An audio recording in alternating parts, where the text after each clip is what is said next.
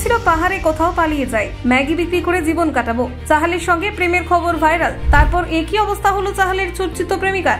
পাহাড়ে কোথাও পালিয়ে গিয়ে ম্যাগি বিক্রি করে জীবন কাটাবেন চাহালের এই চর্চিত প্রেমিকা। কিন্তু হঠাৎ করে কেন এমন সিদ্ধান্ত নেওয়ার কথা ভেবেছিলেন এই মহিলা, দেখুন।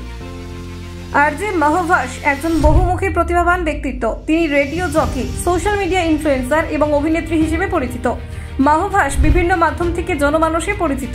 তিনি রেডিও জকির পাশাপাশি অভিনয়ের ক্ষেত্রে সক্রিয় এবং সম্প্রতি অ্যামাজন প্রাইম ভিডিওর প্যার প্যাসা প্রফিট ওয়েব সিরিজে অভিনয় করেছেন। তার এই বহুমুখী অঙ্গনে কাজ করার ফলে তিনি তরুণ প্রজন্মের মধ্যে ব্যাপক জনপ্রিয়তা লাভ করেছেন। দুজনকে অনেকবার একসঙ্গে সময় কাটাতে দেখা গিয়েছে, আবার সোশ্যাল মিডিয়াতেও তাদের একে অপরের জন্য পোস্ট করতে দেখা গিয়েছে।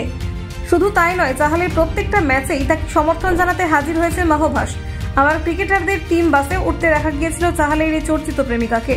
আর এবার চাহাল ও তাকে ঘিরে চলা গুঞ্জনগুলি তাকে প্রভাবিত করে বলে জানাচ্ছেন মাহভাস। একটি জার্নালের সঙ্গে কথা বলার সময় মাহভাস বলেছেন যে এমন একটা সময় যাচ্ছিল যে তখন তার মনে হচ্ছিল যে হাল ছেড়ে দেওয়া উচিত, কারণ তিনি কিছু ভুল ট্রোল এবং গুঞ্জনের সঙ্গে মানিয়ে নিতে পারছিলেন না। মাহভাসের কথায় আমি অবাক হয়ে ভাবছিলাম কেন এই লোকজন আমার সঙ্গে এমনটা করছেন। আমি এমন একটা মেয়ে যে নিজের মতো করে জীবনযাপনের চেষ্টা করছে, কেন এই লোকেরা আমার সঙ্গে এত খারাপ আচরণ করছে যখন তারা সত্যিই কি তা জানে না। মনে হচ্ছিল সোশ্যাল মিডিয়া, পাবলিক লাইফ সব ছেড়ে পালিয়ে যায়। মাহভাস আরো বলেন তিনি ফিরে যেতে চান এবং স্বাভাবিক জীবনযাপন করতে চান। তিনি বলেন, আমার মনে হচ্ছিল পাহাড়ে কোথাও লুকিয়ে ম্যাগি বিক্রি করে জীবন কাটাই। এখানেই শেষ নয়। মাহভাস বলেন অনেকবার তিনি সোশ্যাল মিডিয়ায় গিয়ে ট্রোলগুলির জবাব দিতে চেয়েছিলেন এবং বলতে চেয়েছিলেন যে ভুয়ো খবর ছড়াবেন না, কারণ এটা সত্যি নয়। কিন্তু পরে তিনি বুঝতে পারেন যে তিনি সব প্রশ্নের উত্তর দিতে পারবেন না এবং সবকিছুর ব্যাখ্যাও দিতে পারবেন না।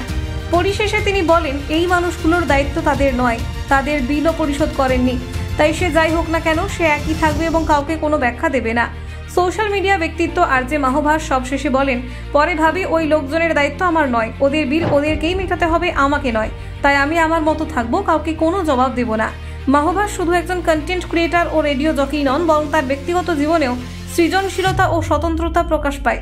যখন সম্পর্কের গুঞ্জন ও জনপ্রিয়তার চাপে কখনো কখনো মানসিক চাপের সৃষ্টি হয়, তখন তিনি নিজের আত্মসম্মান ও পরিচয় বজায় রাখতে স্বচ্ছ ও স্পষ্ট বার্তা দেন।